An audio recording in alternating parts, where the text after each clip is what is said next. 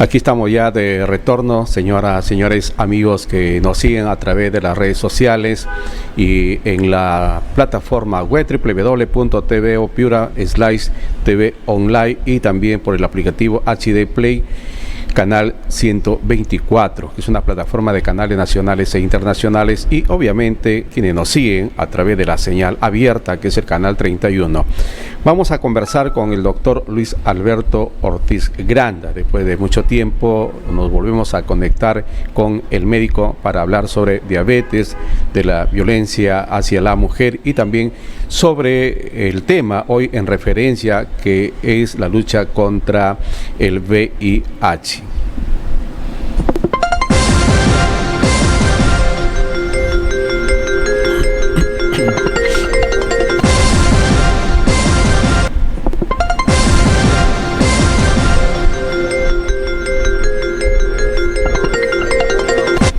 Correcto, muchas gracias, doctor, por estar con nosotros, y es un momento preciso para hablar sobre estas enfermedades, ¿no? Para que el público televidente siga las instrucciones y conozca un poco más sobre estas enfermedades. Bienvenido, gracias por estar con nosotros. Buenas noches, muchas gracias por la invitación y una nueva oportunidad para dirigirme al público piurano.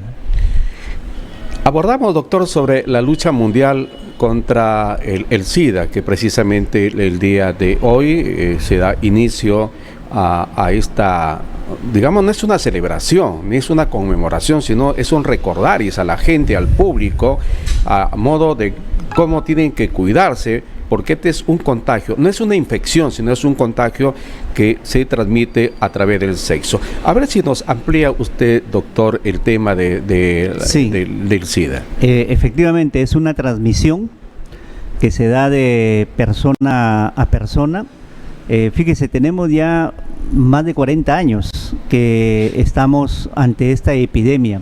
Recordemos de que al inicio de la década del 80 se publicó a nivel mundial por primera vez el primer caso de un hombre que desarrolló un síndrome, ¿no? Un síndrome infeccioso, y cuando se investiga tenía las características que sus defensas estaban prácticamente destruidas, y por eso se le denominó el síndrome de inmunodeficiencia adquirida, porque se adquiere a través de una vía de transmisión. Se ha descubierto que fundamentalmente esta vía de transmisión es la sexual. 97% de los casos que adquieren este virus de inmunodeficiencia se adquiere por la vía sexual, cualquiera de las vías por las cuales se practica el sexo de hombre-mujer, hombre-hombre, inclusive por los juegos sexuales que realizan cuando tienen relaciones de mujer a mujer. Ya, y el otro porcentaje que creo que es el 3%, el 3% básicamente es por la vía sanguínea, o sea, vía parenteral, cuando se comparten inmediatamente, por ejemplo, jeringas con una persona que está con el virus en su sangre, porque el virus circula en la sangre por todo el organismo, y por transfusiones de sangre, ¿no? Y claro, una sangre no bien analizada y está infectada con el virus, y a uno le pasan esa sangre, adquiere. Se ha dado casos lamentables en algunas intervenciones sobre esto. Y otro pequeño porcentaje es la transmisión de la madre gestante al feto, pero que esto ya felizmente luego de 40 años no solamente ya se ha descubierto y se pone en práctica actualmente, inclusive en nuestra región, el tratamiento. A un diagnóstico temprano se le puede dar tratamiento a la madre gestante para que el niño nazca sin el virus. Se le puede dar tratamiento al paciente que se le detecta a través de estas pruebas rápidas. En plena gestación la madre. Así es, por eso nosotros decimos, el primer mensaje este año del Ministerio de Salud y a nivel mundial es: hazte la prueba. Hazte la prueba. Si tú estás gestando, desde el primer momento que sabes que estás embarazada, acude al establecimiento de salud más cercano a tu domicilio, y ahí te van a hacer una serie de análisis, y dentro de esos análisis, vamos a decir así, de rutina, que se ve los glóbulos rojos, los glóbulos blancos, la hemoglobina.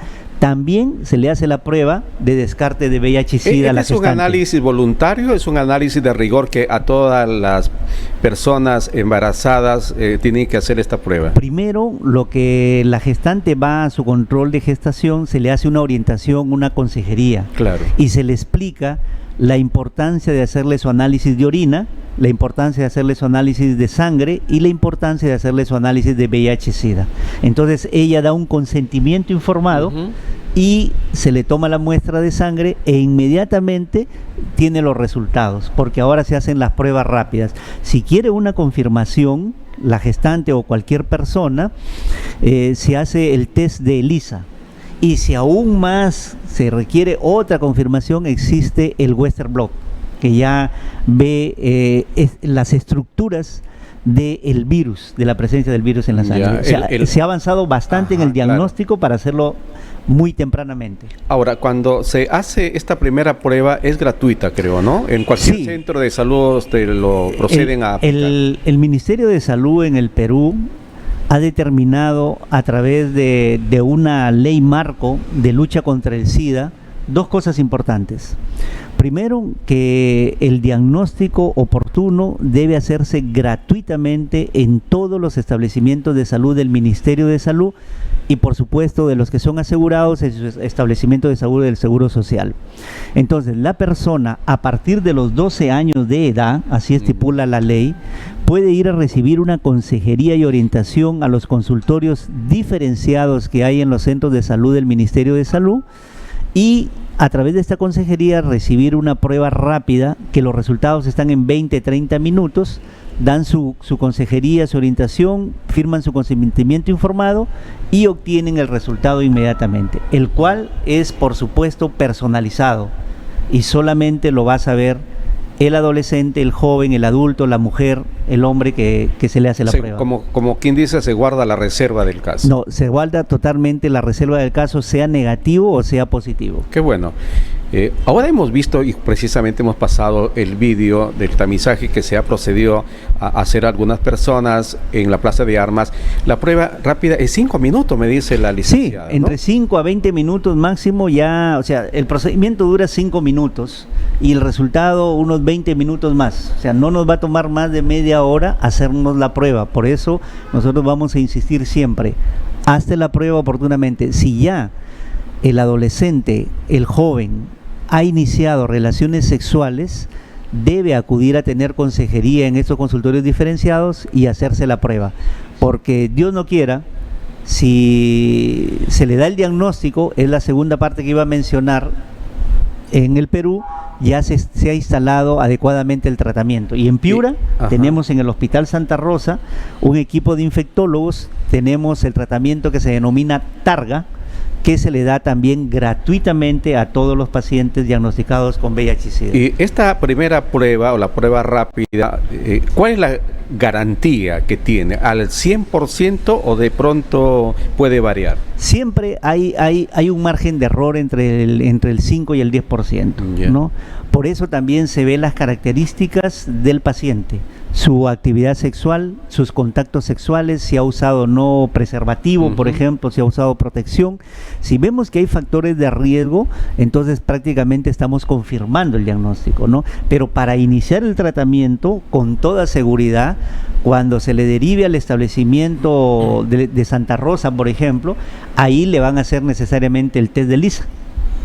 Y también le van a hacer un examen para medir la cantidad de glóbulos blancos llamados los CD4. Ya. Entonces, ahí se confirmaría entonces, todo eso, ¿no? Se ayuda a confirmar antes de dar el tratamiento, porque recordemos también que el tratamiento es individualizado. O sea, para cada persona debe existir una cantidad de dosis por cada uno de los tratamientos en las fases que va a tener, ¿no?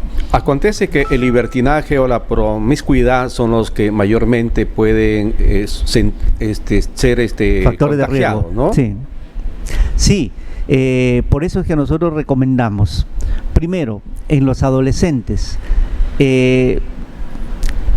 postergar el inicio de las relaciones sexuales. Los adolescentes todavía no tienen desarrollado todo su organismo como para tener actividad sexual, y menos para, por ejemplo, una mujercita salir embarazada. Entonces, número 1, abstinencia. Número 2, tener solo una pareja sexual activa.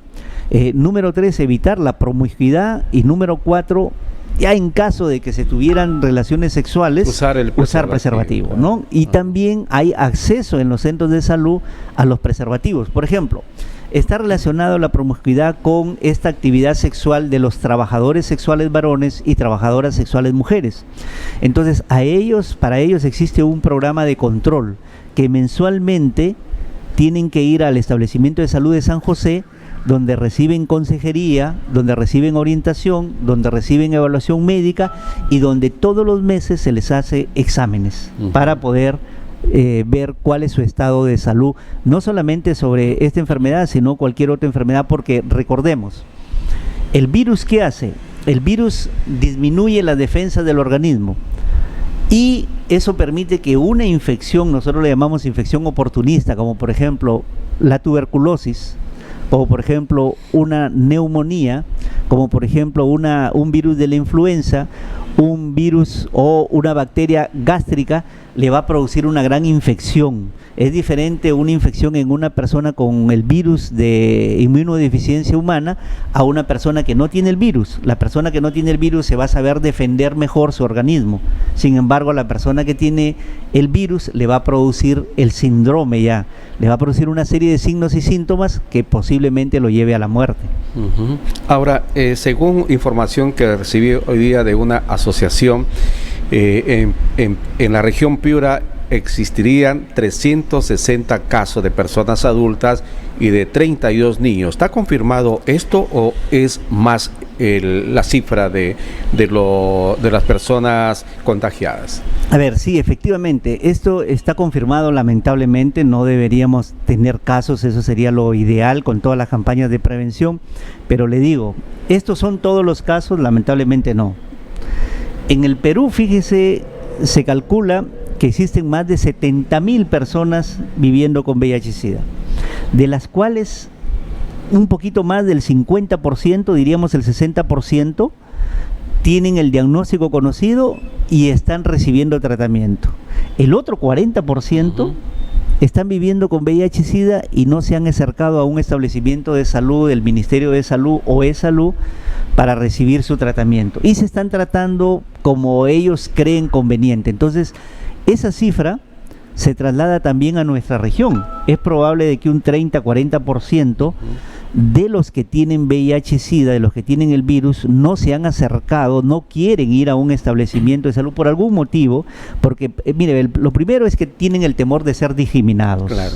Ese es el principal temor que tiene nuestra gente. Entonces, por eso nosotros le decimos, en el establecimiento de salud más cercano a su domicilio o en cualquier otro establecimiento, usted se acerca y va a ver un consultorio diferenciado.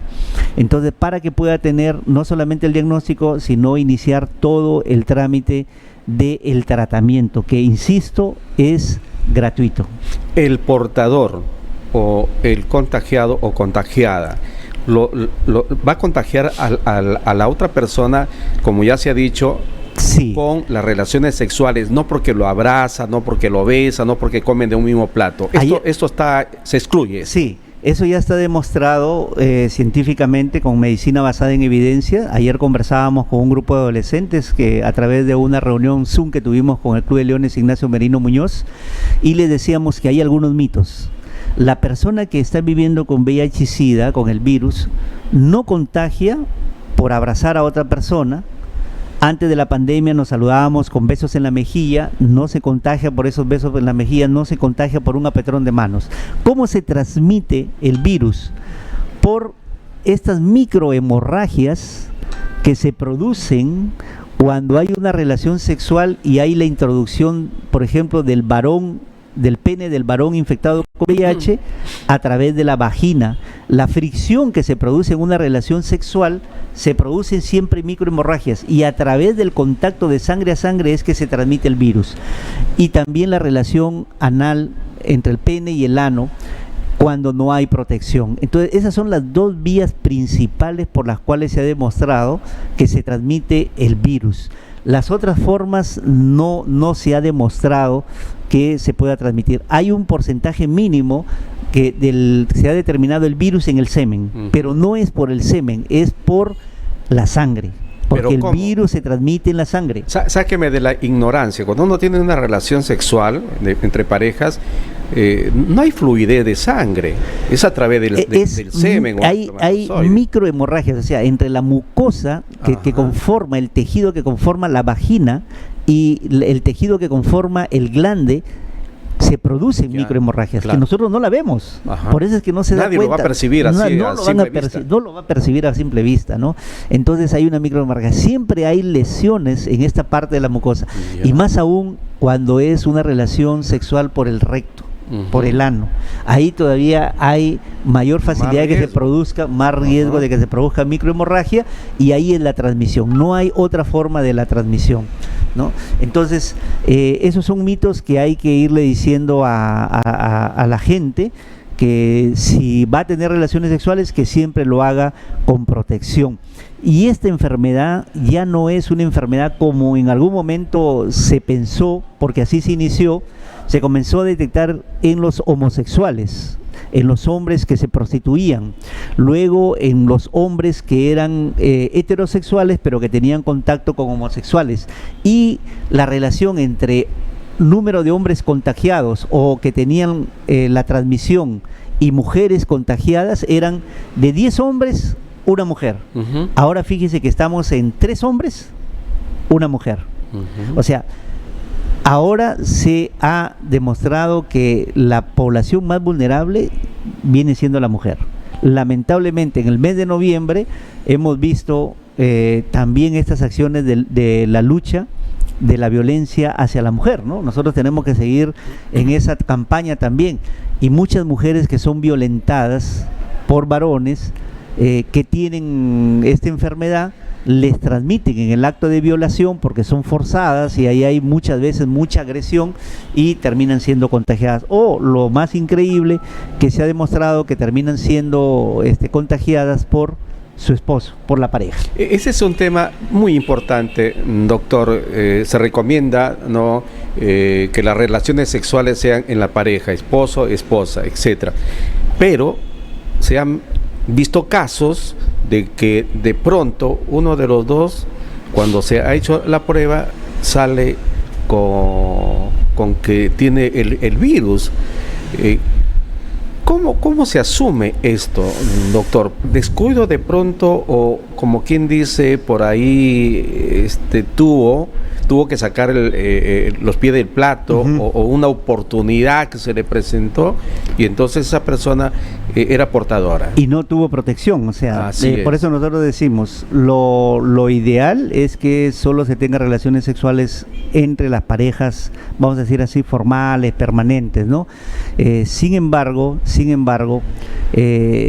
sin justificar ni juzgar a nadie, si alguien tiene una relación fuera, una aventura, ¿no? Debe usar preservativo, debe usar protección, porque otro mito es, no, la primera vez que yo tengo relaciones sexuales con alguien no me voy a contagiar.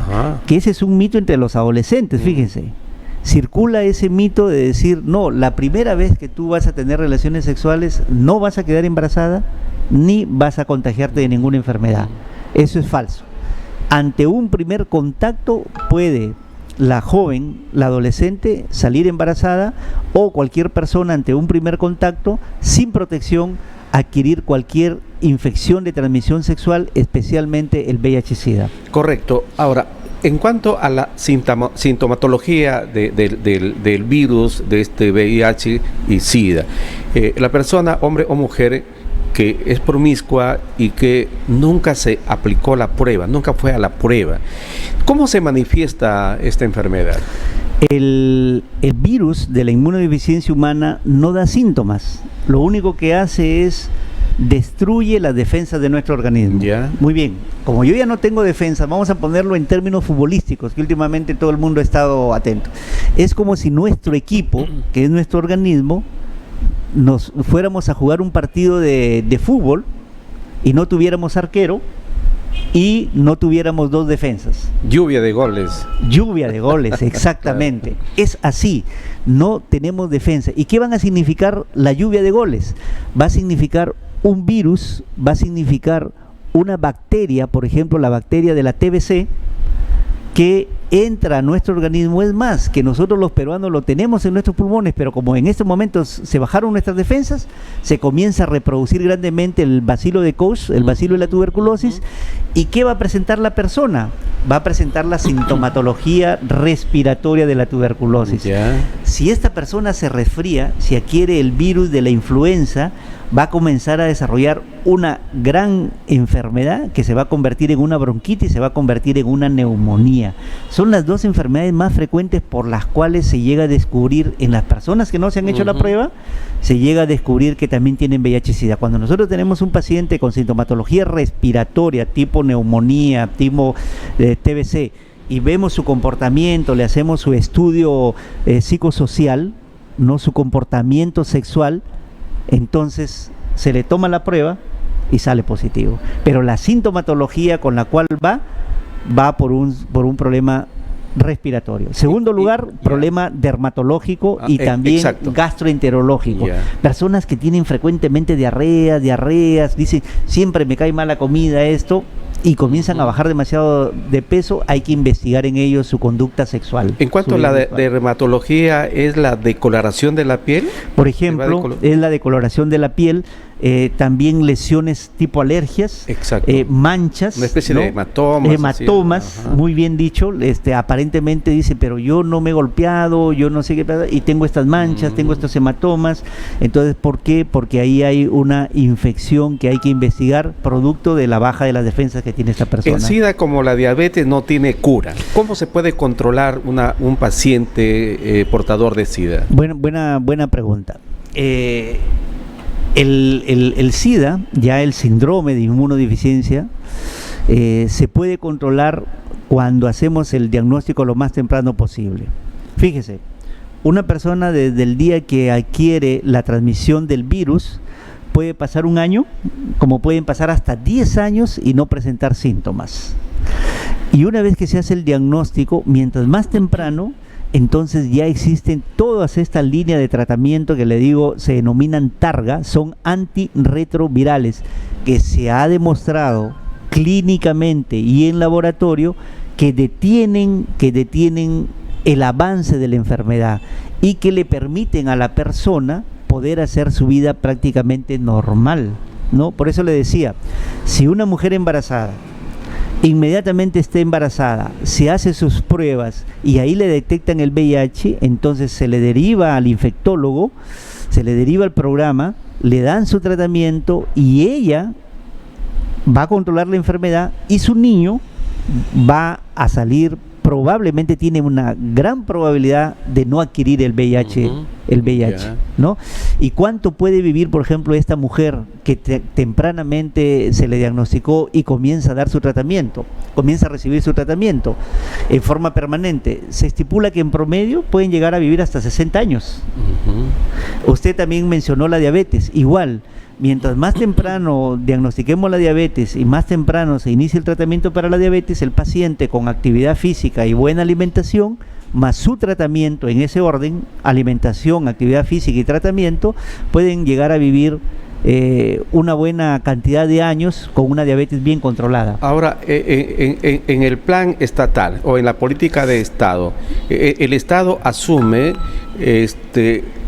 los medicamentos o los retrovirales para los pacientes con portadores del SIDA. Sí. ¿O son escasos, son caros estos medicamentos cuando la persona independientemente las quiere comprar? Felizmente, que después de 40 años, yo diría desde hace unos 10, 15 años y hasta 20 años me atrevería a mencionar, el Estado peruano, muy influenciado por el Fondo Global de las Naciones Unidas y la Organización Mundial de la Salud y la Organización Panamericana de la Salud, ya se instaló como una política de Estado a través del Ministerio de Salud, y es una estrategia permanente que todos los años está dentro del presupuesto nacional, de tal manera de que se garantizan las pruebas, por eso es que son gratuitas, se garantiza el abastecimiento de medicamentos en los centros de salud de acuerdo al nivel, y se garantiza el tratamiento TARGA, en este caso en Piura, a nivel de los hospitales. Correcto. ¿No? Ahora, vamos al otro tema, el tema de la diabetes, donde Como le decía, Piura ocupa el segundo lugar después de Lima y el Callao, es la segunda región con mayor cantidad poblacional y existen pues muchos casos acá en Piura. ¿Debido a qué, doctor? Bueno, en Piura se come muy rico. En Piura se descansa también regular todavía. La idiosincrasia del piurano, la piurana, es tener una buena sazón. Nuestra comida en Piura es muy dulce y muy salada. Yo creo que si alguien interviniera inmediatamente diría no, nuestra comida no es dulce ni salada. Ya nosotros no nos damos cuenta, ya nos hemos acostumbrado a esa sazón. El paladar se acostumbró. Pregúntele a alguien que recién viene a Piura y dice qué rica es la comida de Piura, bien dulce y bien salada. Entonces, o dulce agrio. Exactamente, nosotros comemos bastante carbohidrato, bastante harina, bastante arroz, ¿no? Bastantes pastas, bastante pan, ¿no? Nosotros no podemos dejar el pan mañana, tarde y noche, diría yo, de lunes a domingo. Todo se consume con bastante harina. Entonces la harina, toda harina tiene azúcar. El azúcar se acumula en nuestro organismo. Entonces nosotros tenemos... Primero se hace, creo, alcohol, ¿no? Alcohol se hace... Bueno, pero eso es cuando ya está en demasiada cantidad a nivel del hígado. Pero iba que nosotros tenemos una hormona que es la insulina, que la producimos en forma natural en el páncreas, que cuando nosotros consumimos nuestra comida y la degradamos en azúcar que va al torrente sanguíneo, el páncreas comienza a producir insulina, la insulina va y digamos se encuentra con el azúcar y la comienza a metabolizar a tal punto de que la desaparece de nuestro organismo. Pero cuando le ponemos demasiada azúcar a nuestro organismo, la cantidad de insulina que nosotros producimos no va a abastecer para poder metabolizar, degradar adecuadamente el azúcar. Y existe, cuando una persona es demasiado gorda, demasiado obesa, existe lo que se llama la resistencia a la insulina. ¿Qué quiere decir? Que la insulina ya no puede actuar sobre la glucosa. Entonces, ¿qué pasa con la glucosa? Se va acumulando. ¿Y dónde se acumula? En 3 sitios importantes para mencionar hoy día: los ojos, el riñón, el hígado. Y por supuesto, también no podemos dejar de mencionar crónicamente las arterias y las venas.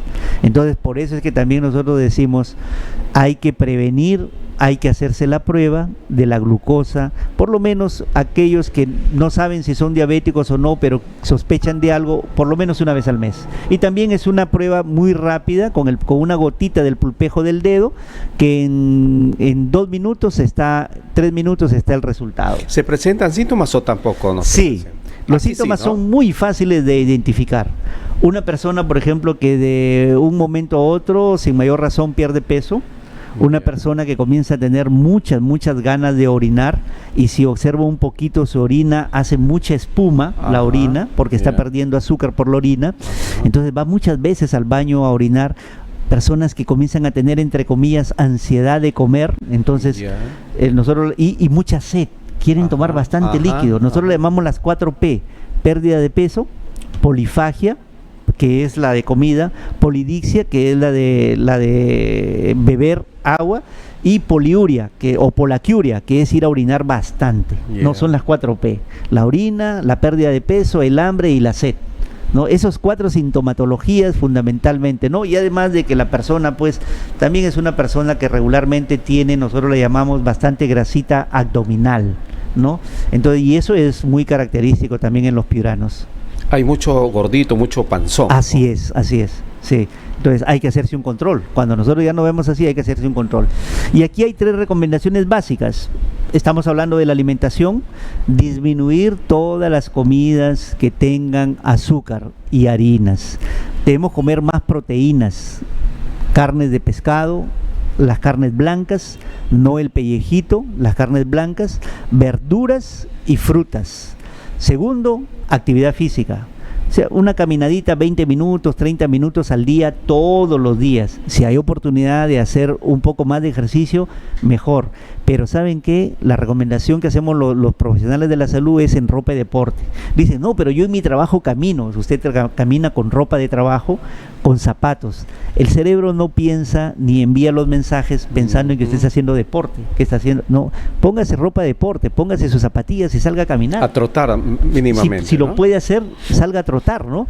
Ese es lo segundo. Y lo tercero, fíjense, lo ponemos en tercer lugar. Recién viene la medicina. Entonces el control de la diabetes fundamentalmente es la comida y la actividad física. Eso también ya está demostrado. Se ha hecho estudios en 2 grupos. Diabéticos que solo se les daba medicina y diabéticos a los cuales se les sometía a un régimen de dieta adecuada, por supuesto, para cada persona, y ejercicio.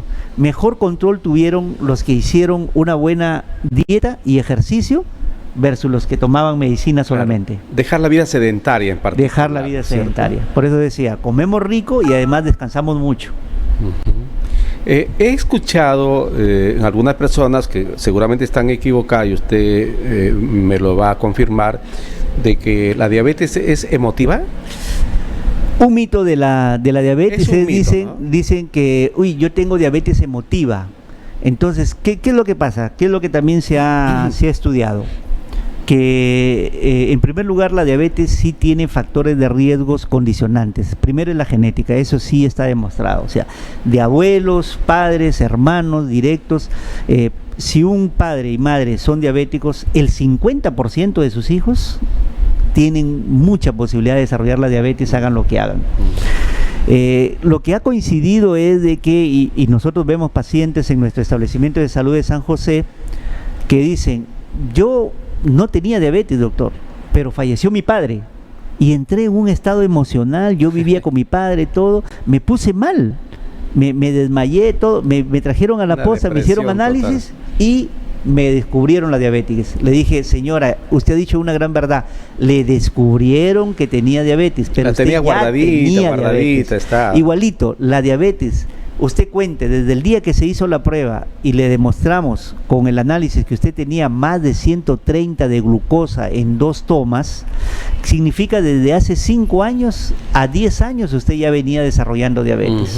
O sea, no es de que ahorita le ha producido la diabetes, no, esto ya ha venido desarrollándose algunos años atrás. Doctor, ¿por qué la población femenina es la más afectada con la diabetes? ¿Qué de particular hay? No está demostrado de que sea un gen femenino, definitivamente, pero lo que sí tenemos es que las mujeres son las que más acuden a los establecimientos de salud, sí, y son las que más diagnóstico tienen, y efectivamente, como usted lo menciona, en el consultorio nosotros vemos que nuestras pacientes en mayor cantidad son mujeres que varones, ¿no? Pero eso no significa que por ser mujer tiene mayor riesgo de tener diabetes. Si una mujer come adecuadamente, menos grasas, menos azúcares, menos harinas, y tiene una actividad física adecuada, como digo, por lo menos 20, 30 minutos al día de actividad física todos los días, no va a desarrollar la diabetes en relación a que un hombre que es gordo, panzón, sedentario y que consume alcohol, consume tabaco, pueda desarrollar la diabetes. No se ha demostrado que haya un gen femenino, vamos a decir así, ¿no? Correcto. Ahora, el Perú es un país como, bueno, he dicho que Lima y el Callao es el primer lugar como región y Piura el segundo región. ¿Cuánto hay a nivel nacional? ¿Qué cantidad de población diabética tenemos? Mire, nosotros vamos a hablar de Lima y Callao y Piura. Lima y Callao tiene alrededor de 10 millones de habitantes y Piura tiene un poco más de 2 billones de habitantes. Somos más de 12 millones. Más de 2. Lo que se ha demostrado a través de los estudios nacionales, porque en el Perú existe una gran corriente de estudios sobre enfermedades no transmisibles, especialmente diabetes, que entre el 4.5 y 7% de nuestra población es diabética. Quiere decir de que aquí en Piura estaríamos hablando de alrededor de 150,000 personas que tienen diabetes. Fíjese, si hemos hablado de 70,000 personas a nivel nacional que pudieran estar con VIH-Sida, en todo el Perú 70,000 personas, en Piura estamos hablando de 150.000 personas con diabetes. Así es. Y la mayoría no tiene el diagnóstico de diabetes. O sea, si alguien me dijera, entonces, ¿qué es más grave?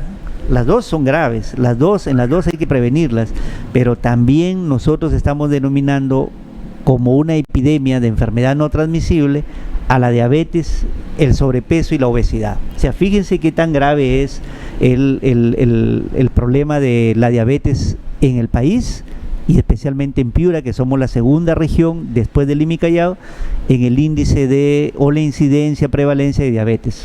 A ver, doctor, quiero agradecerle y por favor repítanos qué es lo que la persona, para no entrar en este cuadro, en esta enfermedad, debe evitar. Usted lo ha dicho y lo ha señalado, que es la alimentación. Por favor, si básicamente, nuevamente responder. Muchas gracias. Básicamente nosotros debemos tener un estilo de vida saludable basado en disminuir el consumo de azúcar. Nosotros consumimos demasiada azúcar, a todo líquido le echamos azúcar. Tenemos que ir disminuyendo el consumo de azúcar, disminuir el consumo de lo que son harinas, ya he dicho, los arroces, las pastas. De un plato de comida, la mitad del plato debe estar constituida por verduras. De la otra mitad que queda, la mitad debe ser proteína, debe ser carne, y esa cuarta parte que queda debe ser de harina, ¿no? Del arrocito, con la menestra, con su camotito, con su yuca. Al costado del plato debe haber un líquido sin azúcar, nada de bebidas gaseosas, agua o un refresco con lo mínimo de azúcar, y al costadito del refresco una fruta. Recomendamos, por ejemplo, la manzana. Entonces, la comida, la actividad física, 20 a 30 minutos al día, todos los días, y con eso nosotros vamos a estar saludables y poder prevenir la diabetes. Cosas muy sencillas. Nosotros estamos difundiendo, he alcanzado un pequeño folleto donde inclusive damos algunas recomendaciones para el desayuno, para el almuerzo y para la cena, ¿no? Damos 3 opciones.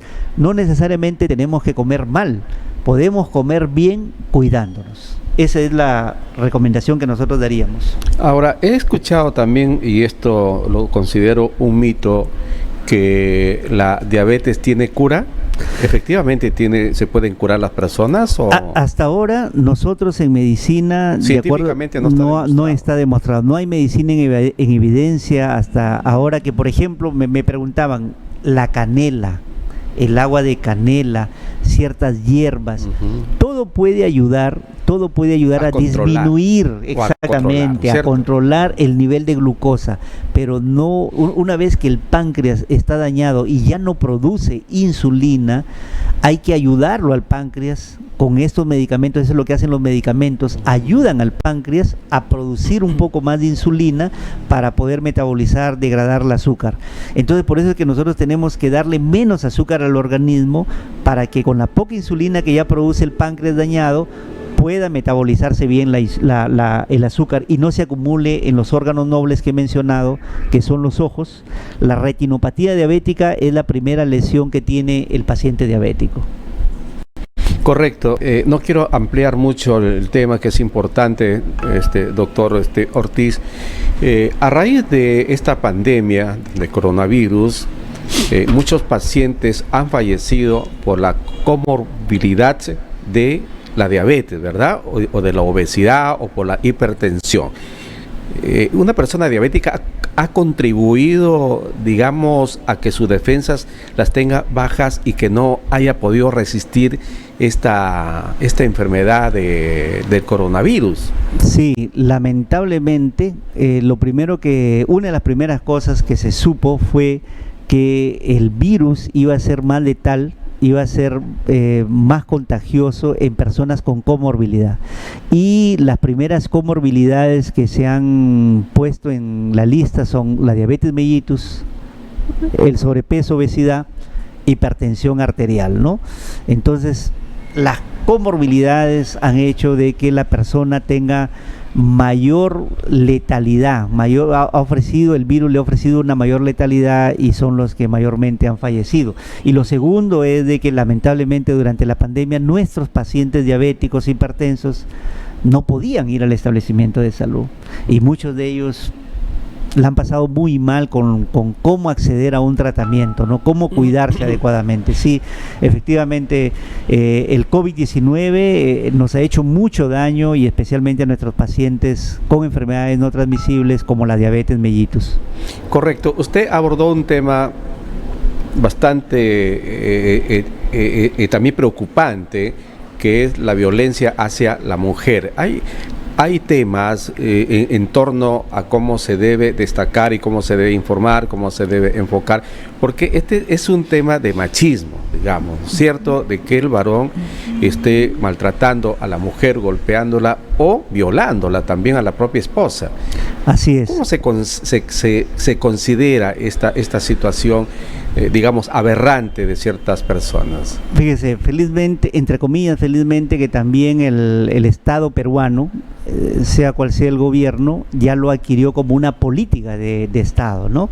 Así como el 14 de noviembre ha significado el Día de la Lucha contra la Diabetes, hoy 1 de diciembre, el Día Internacional Mundial de Lucha contra el SIDA, el 25 de noviembre se resalta las acciones que deben profundizarse como una política de Estado de la lucha contra la violencia hacia la mujer, ¿no? En todas sus formas, en la forma de discriminarla, en la forma psicológica, en la forma física y en la forma, lo cual es lo peor, de la violencia, ¿no? De la violencia sexual, y que todas ellas pueden llevar a una consecuencia fatal, que es la muerte. Lamentablemente nuestro país sigue teniendo un alto índice de feminicidios, o sea, se siguen matando a las mujeres por razones increíbles.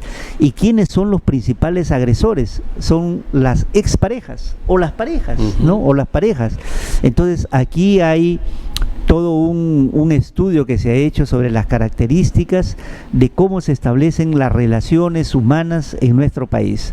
Consideramos de que es una cuestión de formación, es una cuestión de cómo nosotros hemos aprendido a relacionarnos con nuestros amigos, nuestras familias, cómo ha sido la formación en el hogar. Nosotros decíamos ayer, ¿dónde debe empezar la prevención? La prevención debe empezar primero en casa. Por eso nos dirigimos a los padres y a los adolescentes. Lamentablemente los padres de familia se han confiado demasiado y han trasladado esta responsabilidad a la escuela. Y nosotros sabemos que hoy por hoy la escuela no es el mejor lugar, lamentablemente tenemos que decirlo, para educar a los hijos. Entonces, donde deberían realmente educarse es en el hogar, en la casa. Entonces, la violencia hacia la mujer se ha visto incrementada, porque ¿qué ha pasado durante el COVID? Que también lo hemos conversado, es que hemos encerrado a la víctima con su agresor. Los hemos encerrado, ¿no? Y por eso es que hemos visto el año pasado un incremento en los feminicidios y en las agresiones hacia las mujeres por parte de varones, ¿no? Lamentablemente nuestro país sigue siendo un país machista, además de ser un país todavía racista y hasta clasista, ¿no? Pero el machismo sigue imperante, todavía no logramos, los varones especialmente, tener una adecuada educación, un esquema mental de darle igual oportunidades y respeto y valor a las mujeres, ¿no? Aquí no aplica este adagio de que más me pegas, más te amo, más me pegas, ¿no? Aquí no aplica esto. No, ya no es, eso también es una aberración con la cual muchos hemos crecido escuchando eso, ¿no? Que más bien el maltrato acerca a la pareja mujer, ¿no? Hacia el varón, que tiene más apego cuando, mientras más la maltratan a la mujer, más se apega al varón, más lo quiere, decían. No, eso no. Eso hay que eliminarlo del lenguaje, especialmente de los niños, los adolescentes. Se ha demostrado también de que el desarrollo y crecimiento de un niño, un adolescente, no es adecuado a través del maltrato físico. Hoy la corrección, la educación debe hacerse con cosas muy prácticas, educativas hacia los niños. Por ejemplo, negándole ciertas cosas que él necesita, que él aspira, pero dándole una comparación de sus mejores aspiraciones, ¿no? Pero no corrigiéndolo a través del maltrato físico, porque también está demostrado en psicología, y ahí también los establecimientos de salud tienen consultorios diferenciados de psicología. Ya muchos establecimientos de salud tienen estos consultorios donde se le enseña a los padres la diferencia de los estudios entre el crecimiento y buen desarrollo de los niños que crecieron sin maltrato físico y los niños que crecieron con maltrato físico. Lo que sí está demostrado también es que el niño o niña que crece maltratada físicamente o psicológicamente tiende a replicarlo o tiende a asumir como parte de su vida este estilo de vida. Por eso las niñitas que son jóvenes y luego adultas se dejan maltratar, ¿no? Y lo pongo entre comillas, es porque probablemente también han sufrido este maltrato de niñas, o también son maltratadoras, porque no existe el hecho de que ninguna mujer es maltratadora. También hay mujeres que realizan un maltrato físico a otros varones o a sus hijos. Claro, nada justifica el maltrato a la mujer, ¿no es cierto? Absolutamente. Exacto. Doctor, usted ha sido tan amable, quiero agradecerle por este tiempo que nos ha dedicado, y lo vamos a convocar para los siguientes espacios, porque es importante que un profesional de la salud, un médico como usted, con la calidad que tiene, nos pueda ilustrar a los televidentes. Bien, estamos a su disposición y muchas gracias, y un saludo a todos los piuranos y piuranas que escuchan este programa. Gracias, buenas noches. Gracias, vamos a la pausa comercial y regresamos con más aquí en Pulso Regional, la verdad bien informada.